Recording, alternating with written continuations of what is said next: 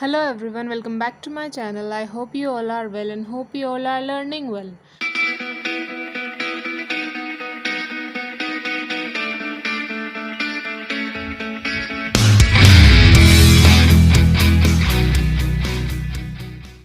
आज का ये वीडियो हमारा थर्ड वीडियो होने वाला है, हमारी थर्ड क्लास होने वाली है। जो सीरीज़ हमने स्टार्ट की थी कॉन्स्टिट्यूशन की, हमारे संविधान की, उसकी आज ये तीसरी क्लास है। पिछले कुछ वीडियो में हमने डिस्कशन स्टार्ट कर दिया था, हमने समझ लिया था संविधान के बारे में, संविधान के प्रकार के बारे में और हमारी संविधान सभा के बारे में।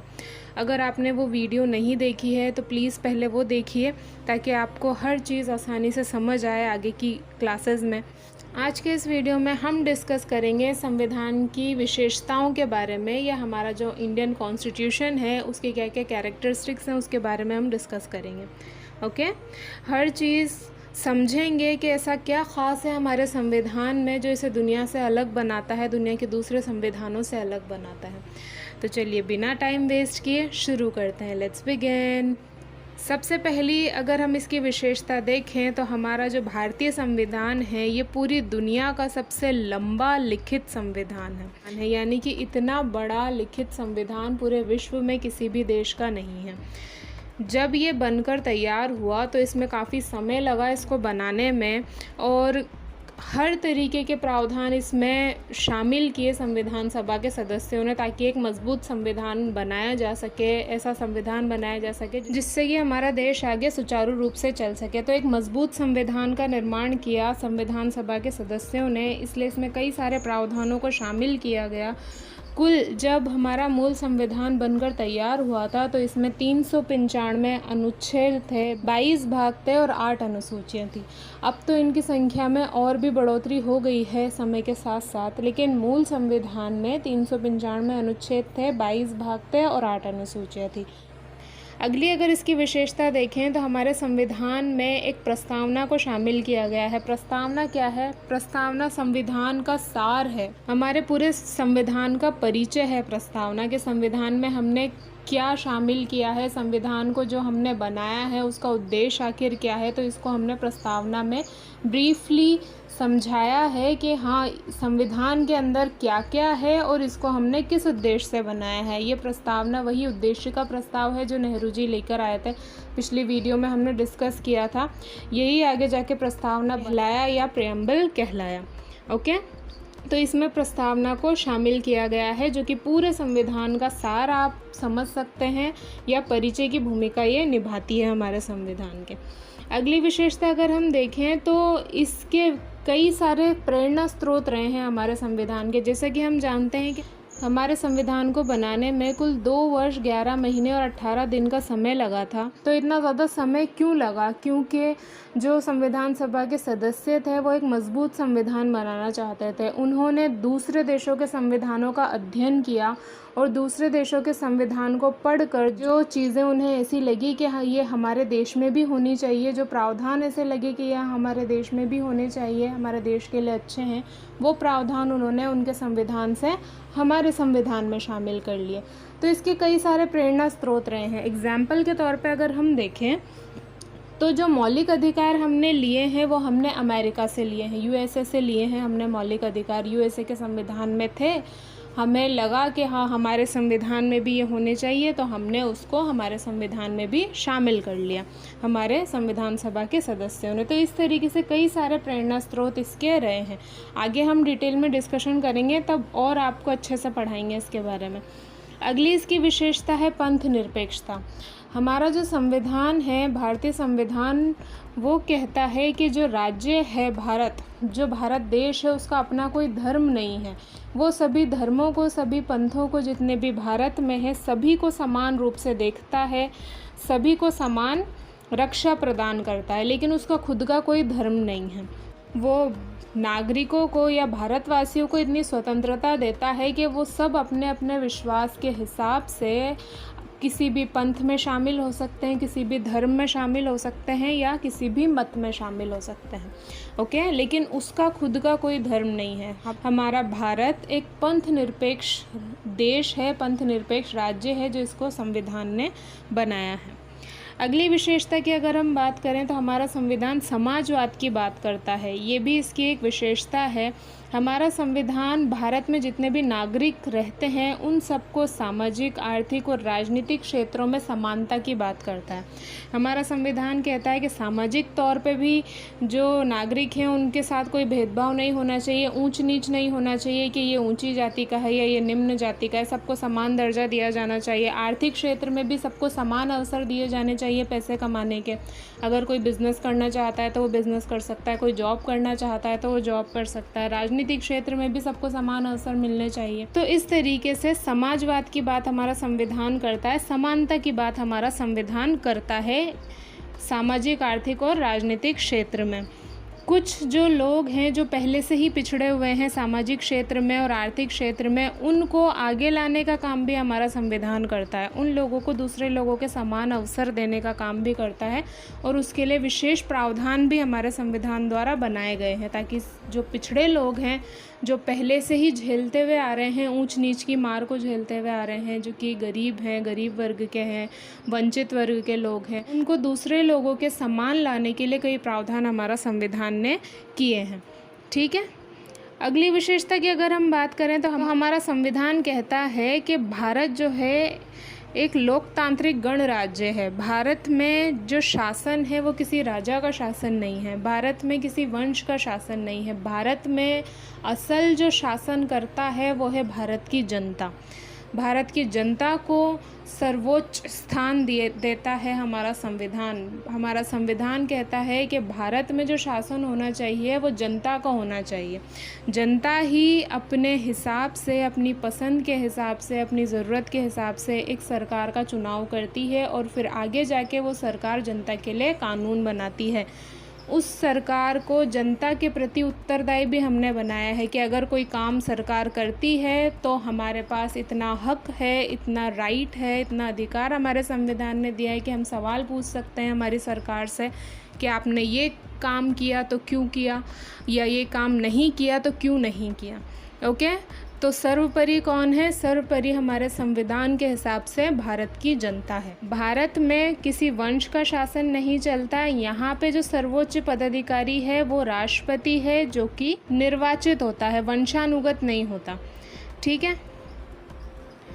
अगली अगर इसकी विशेषता की बात करें तो हमारा संविधान मौलिक अधिकारों की बात करता है। हमारे संविधान ने भारत की जनता को या भारत के देशवासियों को कुल 6 मौलिक अधिकार दिए हैं। प्रारंभ में ये 7 थे, अब इनकी संख्या 6 हो गई है। और ये मौलिक अधिकार जो संविधान द्वारा दिए गए हैं, ये हमसे कोई छीन नहीं सकता। कितना भी बड़ा आदमी हो, कितना भी पावरफुल आदमी हो, वो हमारे मौलिक अधिकार जो हैं, हमारे फंडामेंटल राइट्स जो हैं, वो हमसे नहीं छीन सकता, क्योंकि ये हमें हमारे संविधान ने दिए हैं।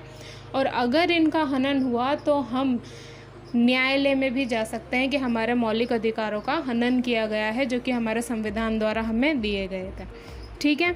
डिटेल वीडियो इन सब पे बनेगा, तो ये टेंशन नहीं लीजिएगा कि मैं सिर्फ ब्रीफली समझा रही हूँ। अभी हम विशेषताओं के बारे में पढ़ रहे हैं। आगे की जो क्लासेस आएगी उनमें एक एक पूरी क्लास बनेगी इन पे, मौलिक अधिकारों पे, मौलिक कर्तव्यों पे। आगे जो ये आ रहे हैं चैप्टर वाइज हम इनका डिस्कशन करेंगे। ओके।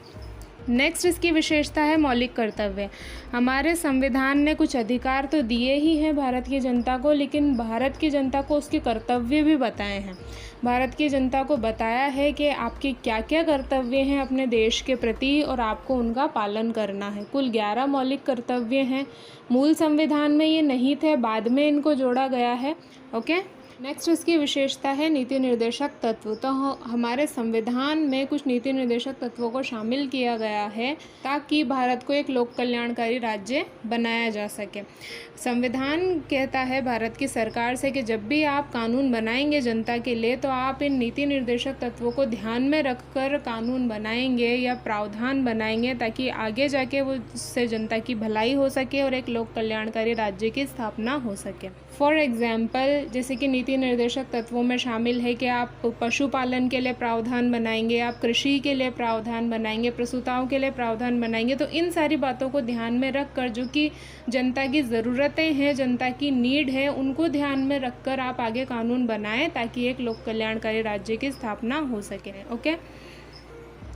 तो नीति निर्देशक तत्वों को संविधान में शामिल किया गया है। अगली इसकी विशेषता है संसदीय शासन व्यवस्था। हमारे संविधान द्वारा भारत के लिए संसदीय शासन व्यवस्था को चुना गया है। ये हमने ब्रिटेन से ली है। भारत में भी एक संसद है जो कि बहुत शक्तिशाली है, जो कि जनता के लिए कानून का निर्माण करती है, और वो इतनी शक्तिशाली है कि कार्यपालिका को भी उसके प्रति उत्तरदायी बनाया गया है। कार्यपालिका भी उसके प्रति जवाबदेह है अगर वो कोई काम करती है तो। और मंत्रिपरिषद जो होती है कार्यपालिका में, वो भी संसद को अपने कार्यों के लिए जवाब देती है।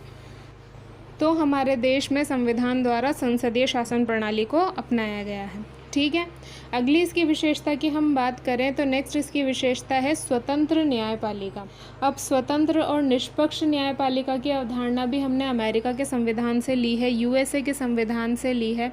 हमारे देश में जो न्यायपालिका है उसको स्वतंत्र रखा गया है। उस पर किसी भी चीज़ का दबाव नहीं है, किसी भी सरकार का दबाव या प्रेशर नहीं होता उसके ऊपर। वो निष्पक्ष रहती है, निष्पक्ष रूप से अपने फैसले देती है। चाहे वहाँ पे कोई अमीर अपना केस लेके चल जाए या कोई गरीब अपना केस लेके चल जाए, जो निष्पक्ष रूप से फैसला होगा जिसके हक में, वो फैसला वो सुनाएगी। उस पर किसी चीज़ का दबाव नहीं है, किसी का प्रेशर नहीं है। उसको स्वतंत्र रखा गया है किसी भी तरीके के दबाव से, किसी भी तरीके के प्रेशर से, ताकि वो सच्चाई के साथ अपना फैसला सुना सके और आम जनता को भी न्याय मिल सके। ओके, तो स्वतंत्र न्यायपालिका की व्यवस्था हमारा संविधान करता है।